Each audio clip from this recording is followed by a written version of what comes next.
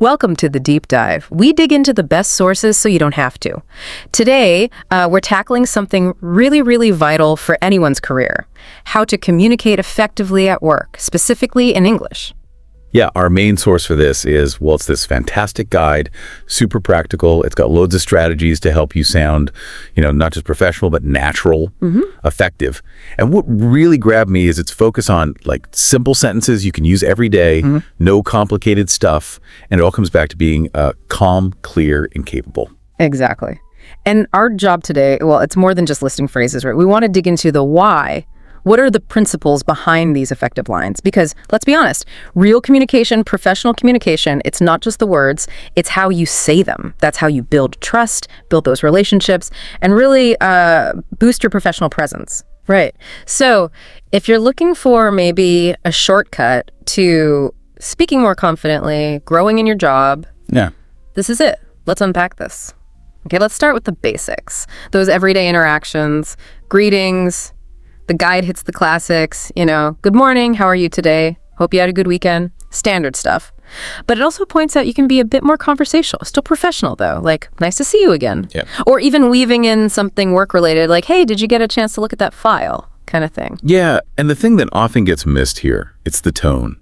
The guide really stresses this. Professional doesn't mean cold, stay warm. It's so important. It's about projecting friendliness, respect. Through your voice, it's easy to sound a bit robotic sometimes or too formal. But that warm greeting, it really sets the stage, makes people feel comfortable coming to you later. Psychological safety, basically.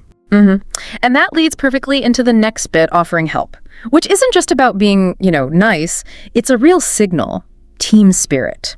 Proactive collaboration. Think about those simple lines. Do you need any help with that? Or can I assist you with the report? Even just, hey, I'd be happy to take a look. Right. These aren't just niceties. They're strategic, almost. The source says, always offer in a calm and confident tone. And that calm and confident part is key. It signals you're capable, willing, not just like obligated. And the deeper thing, offering help before you're asked, that shows foresight, team first thinking. That's actually a leadership quality, not just friendliness. It builds that reliability, trust. Okay, so from one-on-ones, let's jump into, well, the big one, meetings. The guide's got good starters. Shall we get started? Let's begin with the first item. Straightforward, but what about actually getting a discussion going? Phrases like, can you please share your thoughts? Or, I'd like to add something here. And for keeping things on track, that's a good point. And let's move on to the next topic. Simple, but effective. It's interesting, isn't it? These simple phrases are actually facilitation tools. They let you manage the flow, bring people in, keep focus, without sounding like a dictator. A mistake people make is using overly complex language, trying to sound smart. But clear, concise language, like the guide pushes for, that's way more impactful, gets things done. It shows you're confident in leading, not just talking. Right. And even with the best intentions, sometimes things just aren't clear in meetings. So how do you ask for clarification without sounding like you weren't listening? The guy gives us, sorry, could you repeat that? Or, I didn't catch that last part. Basic, but good. But for more specific things, maybe you need something like, just to confirm, you said next Friday. Or, do you mean this document or the other one? Getting specific. These questions are so powerful. They show you're listening, you're engaged, you care about getting it right, you value the information.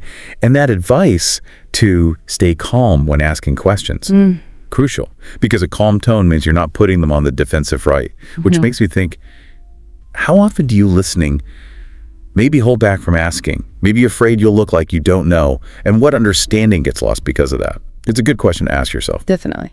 Okay, let's shift to keeping people updated. Progress reports, that kind of thing. The guide offers really practical, short examples. The task is almost done. I finished the first part. We're waiting for final approval. But it also covers managing expectations when things slip a bit. There's a small delay, but it's under control, calmly. And for good news, simple. We're ahead of schedule. Or, everything is going smoothly so far. Yeah, the key insight there is mastering clear and short sentences. Oh, it's not about dumbing it down. It's about impactful brevity. Shows respect for people's time. Makes you sound decisive. And maintaining that professional and calm tone, especially with delays, that manages perception. Hugely important. Connecting this up, timely, clear updates, good or bad, they stop misunderstandings. Build that reputation for being reliable. It's the language of being proactive, really. And speaking of clear communication, email, The digital beast. It really has its own language, doesn't it? Common things like, please find the attached file. Let me know if you have any questions. Looking forward to your response. And of course, thank you for your time. The guide's tips on email are spot on, polite and brief. That's the core. But here's the bit I really liked, kind of subtle. The tip to read aloud to check your tone. How many of us actually do that? But it forces you to catch if you sound harsh or unclear. Thinking bigger picture, those concise, well-toned emails, they're not just polite, they're efficient. Saves time, less back and forth, projects that image of, thoughtful professionalism. Okay, what about when you need something? Making polite requests. The guide gives a good set. Could you send me the report? Would you mind helping me with this? Can we reschedule the meeting? Even for personal things, may I leave a bit early today? Or is it okay if I join online? And if you don't understand something, could you explain this part again? Yeah, the principle here isn't just being polite. It's respectful assertiveness. The guide says, always ask gently and with respect. True. But sometimes people are too gentle, right? That's sounding passive. The trick, I think, is balancing that politeness with clarity about what you actually need. Speaking politely, it smooths things over because it respects their time, their autonomy. That's how you build real relationships, not just, transactions. Right. And relationships lead us straight into teamwork, how you talk in a team. Language here can really cement things. Let's work on this together. We can split the tasks. I'll handle the first half. Why? You take care of the rest. Yeah, shared effort, clear roles. Exactly. These phrases are the nuts and bolts of good collaboration and clarity. The shift from I to we is subtle but powerful. Speaking like you're part of a team isn't just fluff. It creates shared ownership. That's how big things get done. The guide even mentions saying things like, thanks for being part of the team. That reinforces that feeling of safety, makes people feel valued. It's building belonging with words. Okay, let's step away from tasks for a second. Small talk, often underestimated. Yeah. The usual stuff.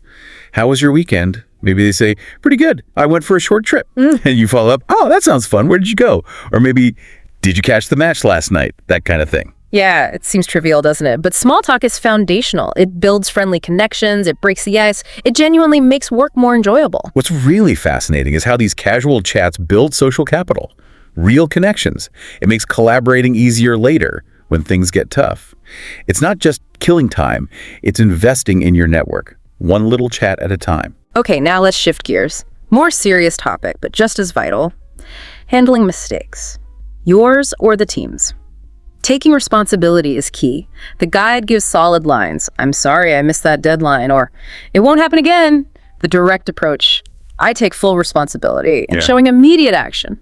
Let me fix that right away. These lines aren't just apologies. They show honesty, integrity, maturity. The source really drives home that professionals learn and grow from errors. But it's not just saying the words right. It's saying them with clarity and sincerity, and then doing something. Owning it calms things down, stops gossip, rebuilds trust much faster than blaming or deflecting. It's actually a really strong move, professional courage. And when you're finishing up a chat, whether it's face-to-face or a call, those polite closings matter. The guide suggests, thanks for your help today. Let's connect again tomorrow. Have a great evening. Take care. Or maybe appreciate your time. See you in the next meeting. Yeah, these simple and warm closings, they work. They're not just checking a box. They help leave every chat with a good impression. And they do genuinely build strong work bonds. The subtle thing is, a good closing reinforces whatever positive connection you just made, makes the next interaction easier. It's like creating a positive loop in your communication. Okay, big one for lots of people. Talking to your boss. Getting that balance right. Respect, but also confidence. Think about starting with, do you have a minute to discuss something, for a quick word? Or giving updates. Here's a quick update on the project. Clear and simple. Asking for input. I'd like your feedback on this. Or, what are your thoughts on this approach? Right. The guide nails it. These phrases don't just show confidence and respect. They show you know how to manage upwards effectively. Speaking well shows leadership potential because it shows you can think clearly, manage expectations, ask for help proactively, and adding commitment like, I'll make sure to follow through, plus gratitude, thanks for the opportunity, really solidifies that professional image. It's about positioning yourself as someone who solves problems, who contributes. Let's talk confidence. Conveying professional confidence, it's more than just saying, I'm confident. Yeah, the guide gives good examples. I'm confident we'll get this done. Or focusing positively. Let's focus on what we can control. Volunteering shows confidence too. I'm happy to take the lead on this, offering support. Let me know how I can support, and those positive team updates. We're making great progress. I believe in our team. These aren't just cheerleading lines. They demonstrate maturity and clarity, especially when things are uncertain. The source really encourages speaking with purpose and positivity, because your words can actually lift team morale, shift the focus to solutions. A common trap is using passive language. It can really undermine how competent you seem.